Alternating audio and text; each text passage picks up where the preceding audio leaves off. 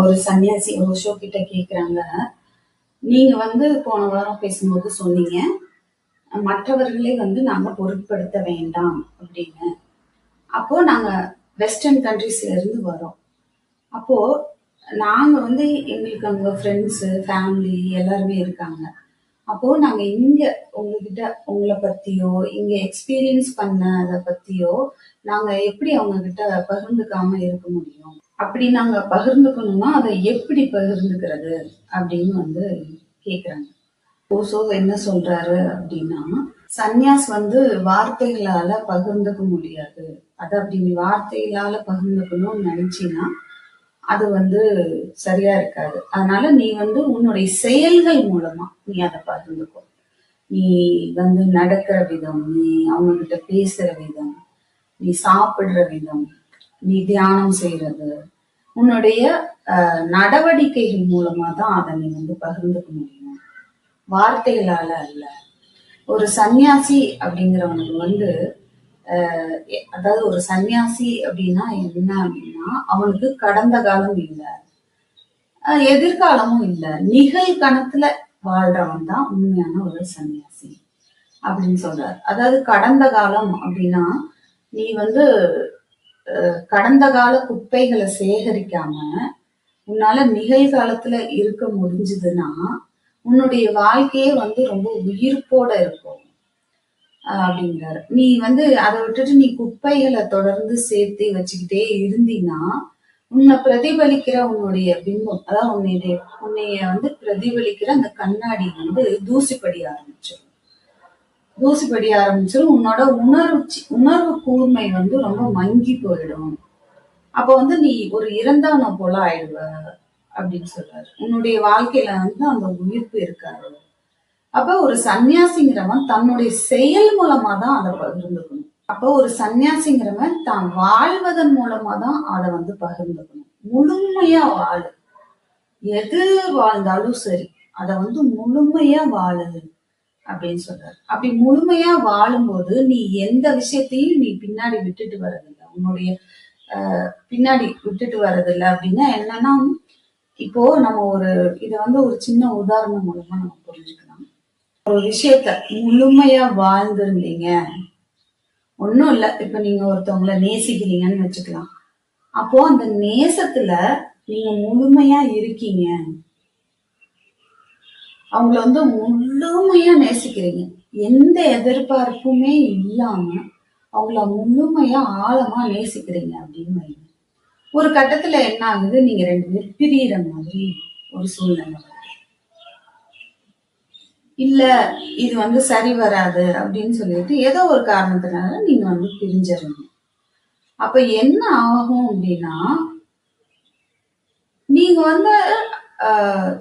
இப்படி இருந்திருக்கலாமோ, அப்படி இருந்திருக்கலாமோ, ஒருவேளை இப்படி இருந்தா நம்ம பிரிஞ்சிருக்க மாட்டோமோ, ஒருவேளை நம்ம அப்படி இருந்தா பிரிஞ்சிருக்க மாட்டோமோ அப்படின்னு தோணும் இல்லையா? அந்த மாதிரி தோணவே தோணும் முழுமையா வாழ்ந்திருந்தீங்கன்னா.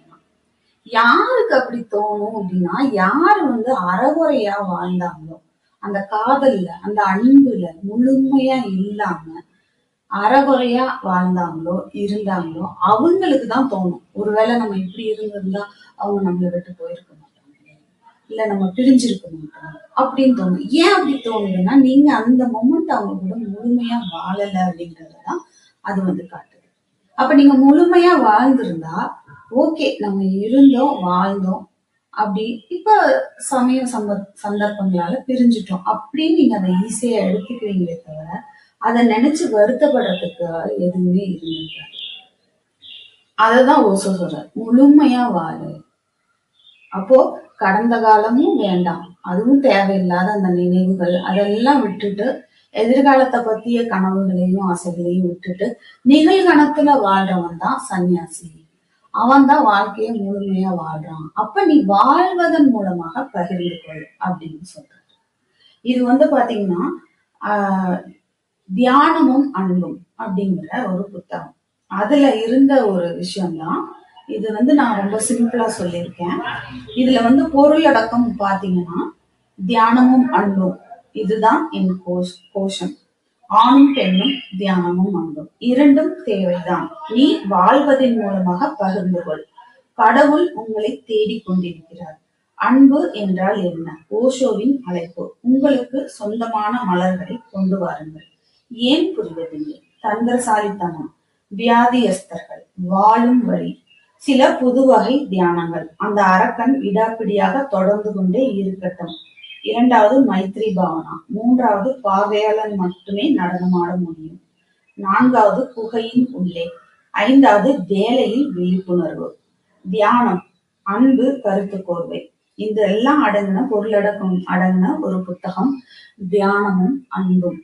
இந்த புத்தகம் எங்க கிடைக்கும் அப்படின்னா, இந்த வீடியோல ஒரு நம்பர் ஆட் பண்றேன். அவர் பேர் ஜெயக்குமார். சன்னியாஸ் நேம் நிர்தோஷ், ஓஷோ நிர்தோஷ். அவர் திண்டுக்கல்ல இருக்கிறாங்க. அவங்க ஓஷோ புக்ஸ் எல்லாமே அவங்க ஓஷோ புக் சேல்ஸ் தமிழ்நாட்டுல அவங்க பாத்துக்கிறாங்க.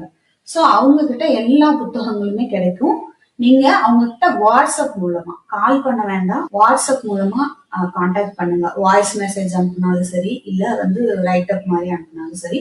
உங்களுக்கு என்னென்ன புத்தகங்கள் வேணுமோ அவங்க கிட்ட கான்டாக்ட் பண்ணுங்க. கொரியர் சார்ஜஸோட வரும்னு நினைக்கிறேன் கண்டிப்பா. அப்போ பார்கெயின் பண்ணாதீங்க தயவு செஞ்சு. அதனால ஏன்னா இந்த மாதிரி சர்வீஸ் பண்றவங்களுக்கு நாம சப்போர்ட் பண்ணணும். அதனால இந்த நம்பர் வாட்ஸ்அப் பண்ணுங்க. உங்களுக்கு என்ன புத்தகம் வேணுமோ அவர்கிட்ட உங்க அட்ரஸ் கொடுத்துட்டு இது பண்ணுங்க. அவரோட அட்ரஸும் வாங்கிக்கோங்க. இது சாரி, உங்களுடைய அட்ரஸ் கொடுத்துட்டு என்ன புத்தகம் வேணுமோ சொல்லுங்க. அதுக்கான பேமெண்ட் அனுப்பி வச்சுடுங்க. அவங்க உங்களுக்கு கொரியர் பண்ணிடுவாங்க. இந்த மாதிரி இந்த புத்தகத்துல இருந்து ஒவ்வொரு புத்தகத்தையும் எடுத்து அதுல இருக்க ஒரு முக்கியமான விஷயத்த பேசி அறிமுகப்படுத்தலாம்னு இருக்கேன். இந்த வீடியோ உங்களுக்கு பிடிச்சிருந்தா இதை தொடர்ந்து செய்யலாம்னு இருக்கேன். ஸோ கமெண்ட்ஸ்ல பதிவு பண்ணுங்க. நன்றி.